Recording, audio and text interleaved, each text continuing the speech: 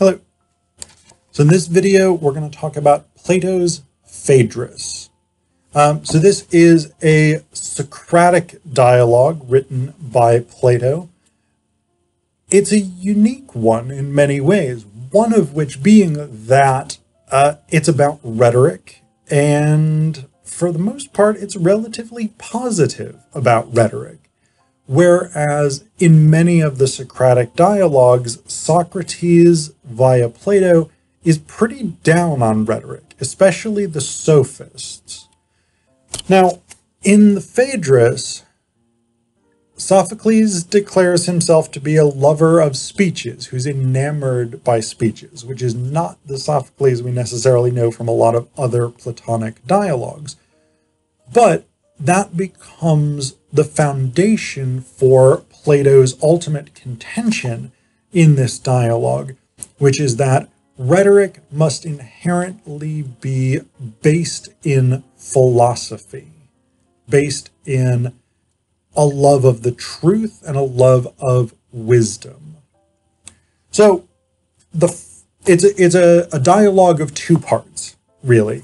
And that has apparently confused a lot of people who take the first part to be the key component, whereas I really think the second part is the key component. So the first part consists basically of three speeches about love, specifically pederastic love. So in ancient Greece, in Athens in particular, pederastic love was very, very standard. So an older man would take a younger boy, young man, adolescent age, whatever it is, as a lover. And this served a major social function because this was a way, part of the expectation of this was that the older man would train the young man in things like good citizenship, in maybe rhetoric, public speaking, engaging in politics, how to be properly involved in the rituals that were part of Athenian civic life, etc., etc. So this was essentially a method of education that also just involved having sex with a young, beautiful man. So, hey, it was a different time. Clearly not the education model that we want today, but it worked for them. So in these three speeches, there is no question of whether or not these pederastic relationships are good. That's just assumed. The three speeches, what the speeches differ on is the question of whether or not it's better for a young man to be with an older man who loves him or who doesn't love him. So the first speech, which Phaedrus recites, is from Lysius, who was regarded as a great speech writer and rhetorician. And he argues in this speech that there are a lot of advantages for the boy to be with a man who does not love him. And basically the sort of key things with this are like, oh, lovers are selfish. They're going to want to just keep you to themselves. They're going to want you to be all soft and whatever. And so they're not going to be like, go train in the gym and get all manly so you can fight in the wars and whatnot. And they'll, like, once their passion is expended, they will lose interest in actually helping you, etc., etc. So these are the kinds of arguments that Lysius makes.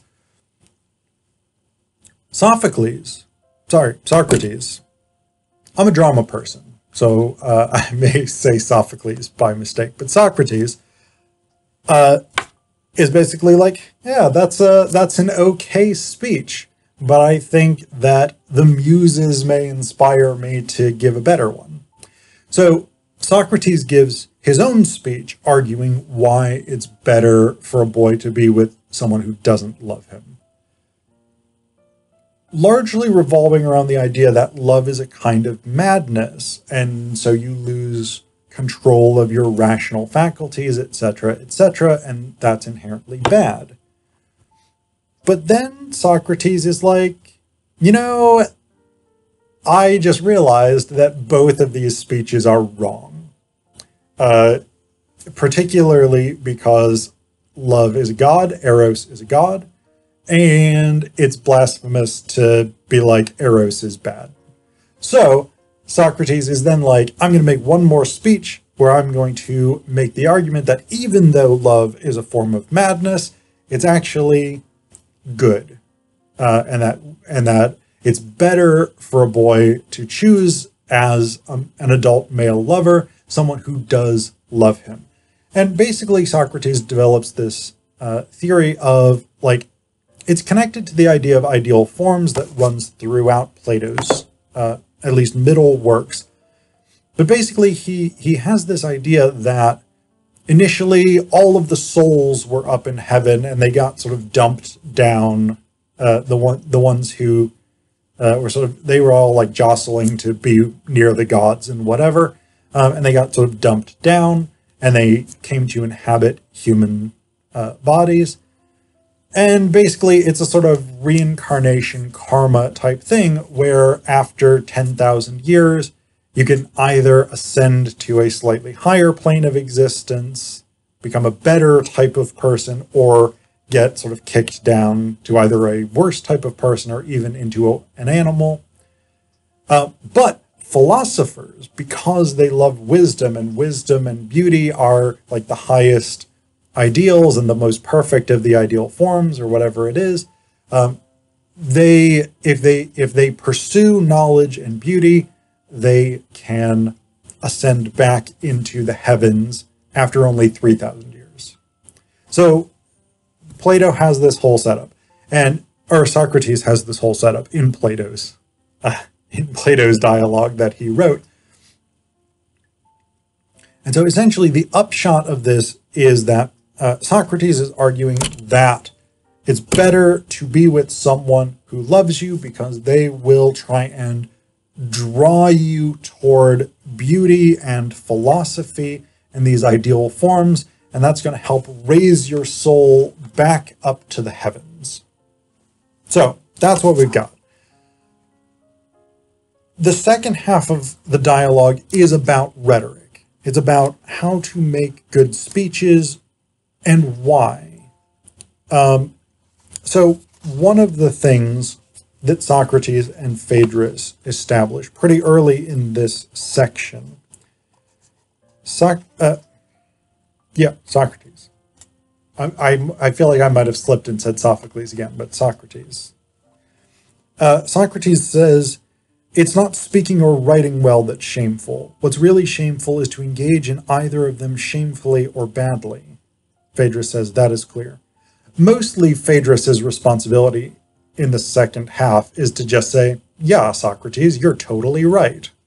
So, and then Sophocles sets the task for the last portion of the dialogue.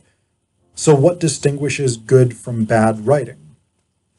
Now, one of the key elements to this question for Socrates is truth value. Socrates says, won't someone who's to speak well and nobly have to have in mind the truth about the subject he's going to discuss? And Phaedrus says, what I've actually heard about this, Socrates, my friend, is that it is not necessary for the intending orator to learn what is really just, but only what will seem just to the crowd who will act as judges. Nor again what is really good or noble, but only what will seem so. For that is what persuasion proceeds from, not truth. Now, this is an interesting point about rhetoric, because both Plato / Socrates and Aristotle in his rhetoric kind of assume that writing that is true or writing that expresses truth will inherently be more persuasive. Aristotle kind of argues in the rhetoric that ethos is the most important of the three rhetorical appeals because the character of a speaker determines the persuasiveness of the speech. Not in term, like today we often think about ethos as things like qualifications, background, experience, knowledge of the subject, etc., etc. For Aristotle, it's who is this person as an ethical being? And he asserts basically that an ethically good person will be a more persuasive speaker. Now, Socrates takes issue with this idea that the goal of rhetoric is just to persuade or to seem persuasive.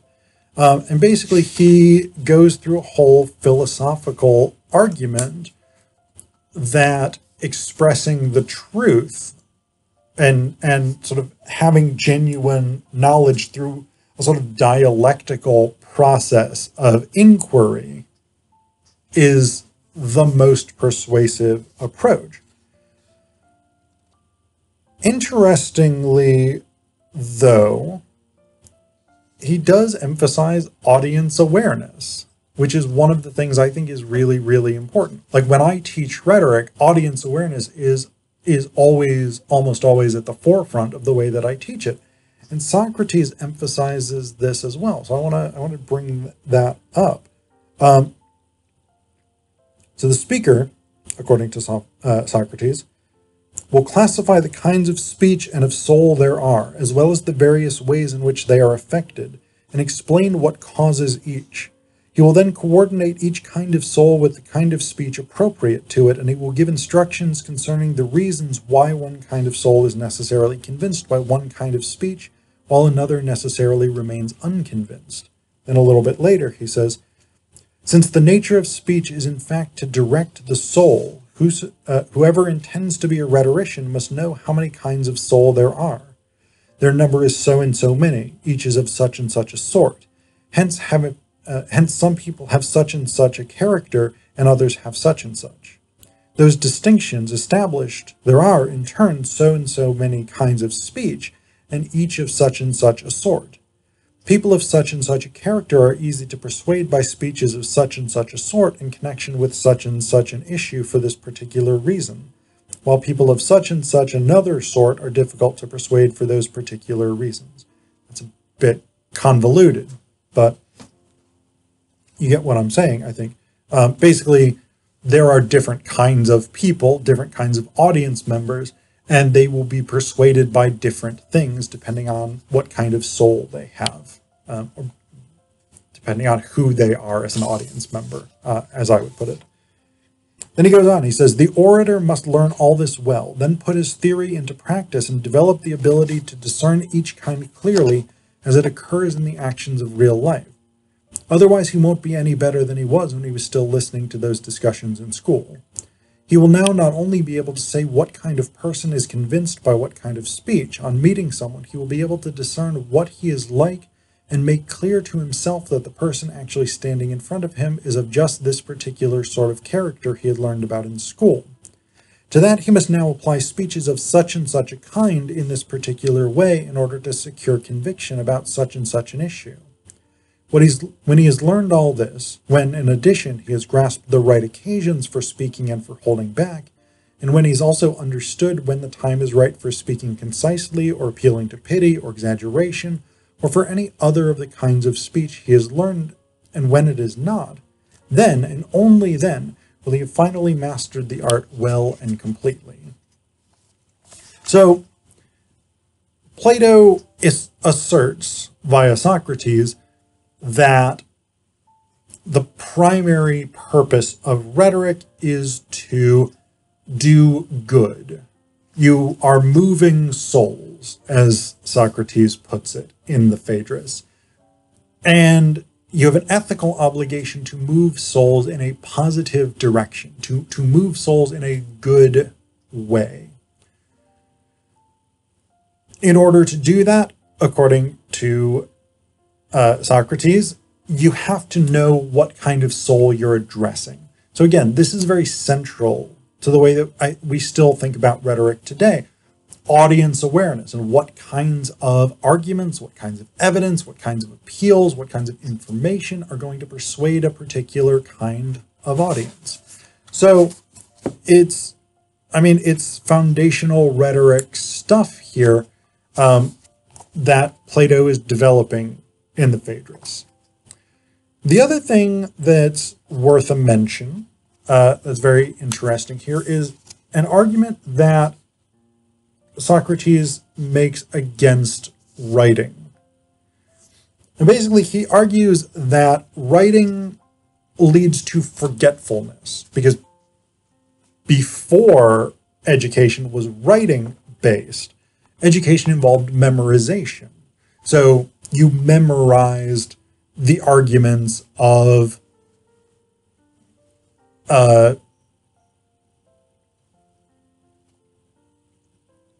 whoever it is. Why am I blanking on the name of every Greek philosopher other than Plato, Socrates, and Aristotle? You memorized the arguments of Pythagoras or Diogenes or whoever it was. Like whoever you were learning from, you just memorized their stuff. And that was the way that you learned philosophy, or you learned rhetoric, or whatever it is, was through memorization. What Plato argues in this bit is basically that by being able to write stuff down, people aren't going to have to remember it. And so that's going to weaken their minds and their critical faculties. Now, the reason that's particularly interesting is because as new technologies develop later on, particularly things like radio, television, movies, and the internet, these same arguments have been used by critics of new media to defend the written word. It's better to read than to watch movies. It's better to read than watch TV, etc., etc. And the irony is that they are deploying the same kinds of arguments that Plato makes in the Phaedrus against writing itself. But they're now using those arguments to defend writing.